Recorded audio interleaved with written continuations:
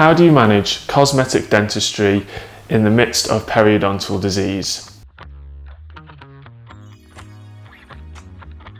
My name is Dr. Ed Sherrard, and today we're doing a video which is a case study about some cosmetic treatment when a patient has a history of periodontal disease. So, in the first picture you can see the presenting picture from the patient and the smile photo.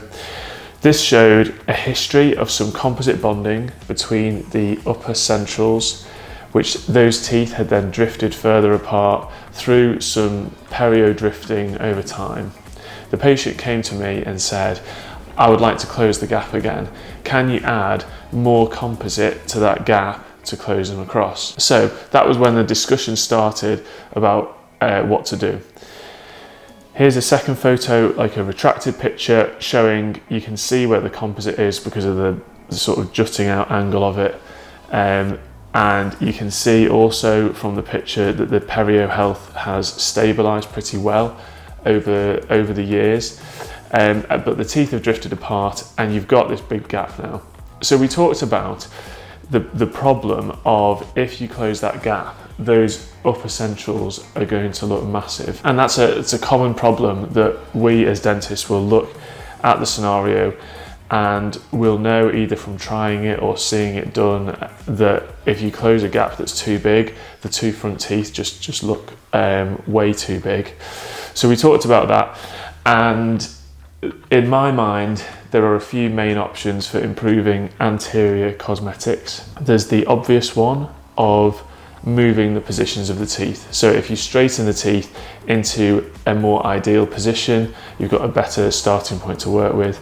Or you work with things as they are and you either add stuff on with composite, or you prepare the teeth and use porcelain or something like that to work with them in their current position but change the appearance. So we talked through the options and we decided together that moving the teeth wasn't a good idea. So depending on your background, you may well know much more than me about ortho or much less about ortho, but moving teeth with a history of perio, in my mind, is a risky business. And you can see from the recession here, there's clearly a history of perio. And I'll try and put a clip from the OPG up where you can see significant bone loss has happened in the past. Now, I don't think we're at a point where extractions or anything are needed, and the teeth are fairly stable. The perio has good stability. There's not a load of pocketing or anything like that. There's not bleeding. But moving the teeth, the risk of creating some irreversible mobility or some more bone loss happening or losing a tooth felt like too much of a risk. So we decided that then we had to think of an option which was working within the sort of parameters of where the teeth were. Fortunately, the teeth hadn't drifted too far anteriorly. You can see that the centrals are slightly anterior of the laterals, but they didn't seem to have drifted that much that way. That just looked like the sort of position they'd hopefully always sort of been in. The main drifting was sort of apart from each other. So as we said before, composite closing the gap would just look weird.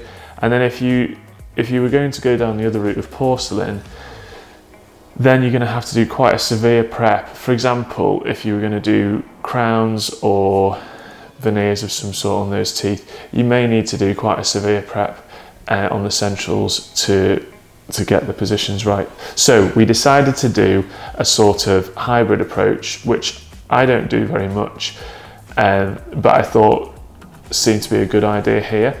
So if you look at this side-on view before treatment, you can see that the teeth, especially with that composite on, are very triangular in shape. These centrals are, at least.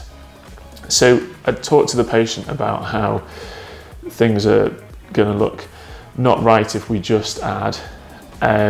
So if we started thinking about the idea of adjusting the shape of the teeth slightly, I thought that an option was just adjusting the centrals on that sort of triangular distal portion of the centrals to create, I'll show you the picture after doing that, a more narrow size and shape of the central incisors. That's once the composite is off as well. And just by, and in my mind, it wasn't super destructive. I don't think it went through to dentine even. There was just a big chunk of enamel with creating that triangle shape at the back. Just by adjusting that, I think it changes the sort of playing field of how to restore things. So she was on board with that because it felt like a way to improve things whilst sort of protecting the teeth and keeping them as they are as much as possible. So here's a side view of the same image, same situation where we've prepared that distal aspect of the centrals, and then we started putting them back together. So I like the, I think they're made by Garrison Blue, I think they're called Vari strips. I use those a lot for rebuilding the contact points when doing this sort of thing. And because we'd taken that distal part off, what we could do was move everything slightly inwards, so slightly towards the midline, so that the centrals didn't look too wide.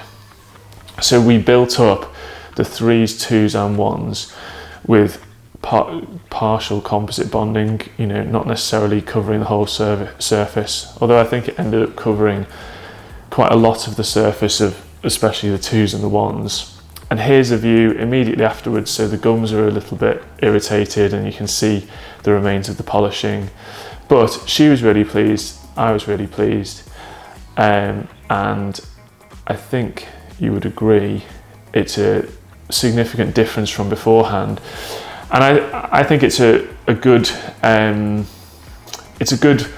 way around a difficult situation without taking too many risks with the perio history.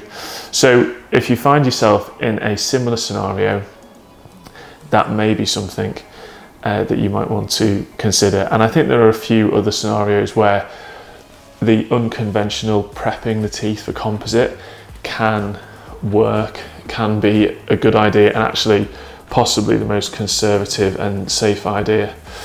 So hopefully you found that interesting.